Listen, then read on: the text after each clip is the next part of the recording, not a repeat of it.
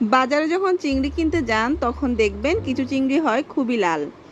এর দুটা কারণ থাকতে পারে। প্রথম কারণটা হতে পারে চিংড়িগুলো পুরনো, আর দ্বিতীয় কারণ হতে পারে চিংড়িগুলোর জাতই লাল এর কারণে। তবে যে লাল চিংড়িগুলো হয় সেগুলো দেখতে অনেকটা ফ্রেশ হয়, যেমন এখানে যে চিংড়িগুলো ছিল। আর যেগুলো পুরনো সেগুলো অনেক দিন থাকার কারণেই লাল হয়ে যায়। তো আমরা যখন বালা চচ্চড়ির জন্য চিংড়ি সংগ্রহ করি তখন পুরো একটি সিজনের জন্য আমরা চিংড়ি সংগ্রহ করে রাখি।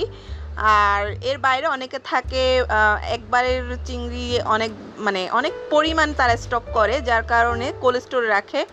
চিংড়ির কালার চেঞ্জ হয়ে যায়, যেহেতু আমরা কম পরিমাণ ইনভেস্ট করি তার কারণে আমাদের চিংড়িগুলো ফ্রেশ হয়। আর তখন আমরা এই যে আমাদের সাথে সাথে আরও অনেকেই থাকে যারা অনেক পরিমাণে ইনভেস্ট করে, তখন চেষ্টা করি তাদের কাছ থেকে সংগ্রহ করার জন্য। বাট যখন আমরা দোকান থেকে কিনতে যাই, অনেকে আছে যারা বালাচাও তৈরি করার জন্য দোকান থেকে